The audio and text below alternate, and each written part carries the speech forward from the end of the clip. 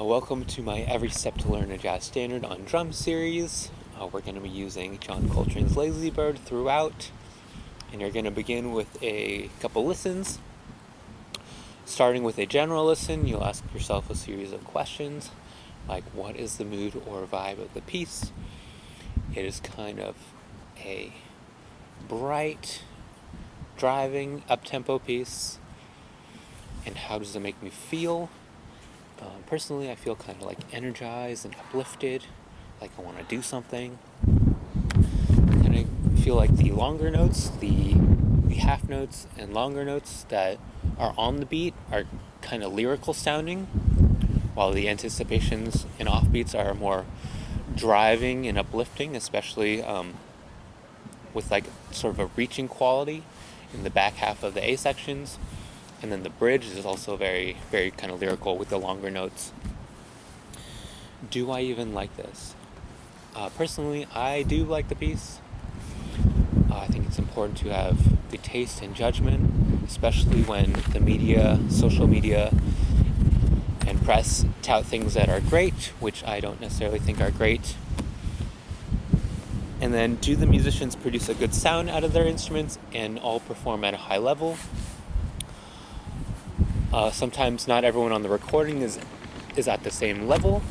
It's important to discern who's flubbing notes or ghosting their notes or hasn't reached quite as high a level as the leader or other musicians and is getting carried.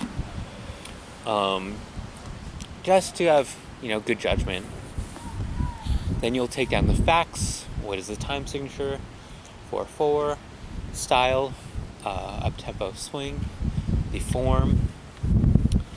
You can either count measures until something repeats itself, or there's a distinct change to mark a bridge, or you can look at the chart, or several other ways. What is the tempo? You'll just go back and forth between listening to a little bit of the recording, tapping out quarter notes, and putting on a metronome and just scooting it up and down until you get as close to the recording as possible. Now I'm looking at the chart. There's a quick 2/5 in G, quick 2/5 in B flat, followed by a longer 2/5 E flat that resolves, quick 2/5 in G that also resolves, 3 chord, flat 3 passing chord that gets you back to the top, or a 2 chord and a passing chord that gets you to the bridge. And there's a longer 2/5 in A that resolves, 2/5 in A flat, 2/5 in G that resolves, followed by a 2/5 in G flat, followed by the top, also in G. And you may be wondering, why bother to do this if I play the drums? And technically you can just count to 8 measures over and over again and not sound like you're lost. But I think it's important, one, to keep track of where you are in the form. And these couple chords will be a big tell on when you're at the bridge.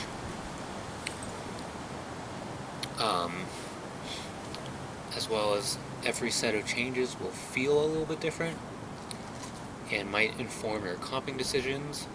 Whether things don't resolve and are just gradually building tension, or whether they do resolve.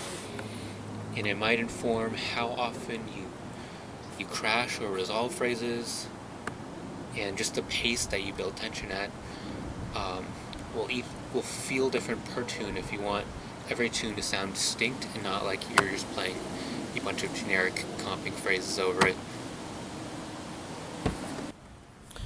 Next, you'll listen and focus on one instrument all the way through, and you'll do the melody instrument, the drums, the piano, and the bass, and you'll ask yourself, what is that person's role, whether they're soloing or accompanying, what kind of story are they telling, whether they're coming out of the gates blazing right away, or it's more of a slow burn coming to a single climax, or if they have many peaks and valleys. What kind of language are they using, whether it's 20s, 30s, 40s, 50s, 60s, or modern, whether it's diatonic or chromatic, in and out versus melodic statements, in versus out, melodic statements versus like colors and patterns, which is kind of the same thing. And with the drums, you'll kind of focus on what kind of comping language they use,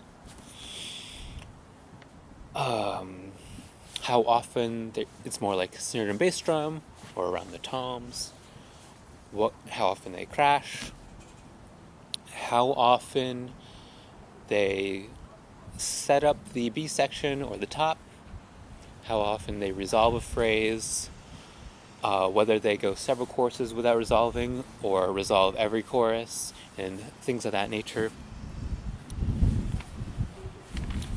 And with the piano, you'll listen for like when they're using kind of like general comping phrases versus melodic counterpoint lines, when they're like setting up the bridge with something that like points your ear towards it or the top of the form to mark it. And then with the bass, you'll listen for when they're using more of like a stepwise language, more arpeggios, more leaps, when they're either using more repeated notes or pedals, or more like sequential patterns. And then after that, you'll listen and focus on two instruments all the way through and their relationship with each other. The melody in the drums, melody in the piano, melody in the bass, drums and piano, drums and bass, and then the bass and the piano. And you'll listen for how they interact with each other. When is one person reacting to something that the other person played? When are they playing on top of each other versus when one person is leading while the other person is filling in the spaces? And it's just either someone's playing something and you're hearing a reaction, or they're both generating interest at the same time. And you're going to listen to how often people do certain things, and that will inform your choices when you're on the drums, because you don't have to generate all the interest all the time. You can leave space for some other people. And then you'll listen to just the rhythm section all the way through, the piano, bass, and drums, and ask yourself those same questions to also inform your decisions in the future. And lastly, you'll listen to everything again, enjoy yourself, and observe how the things you hear now have changed.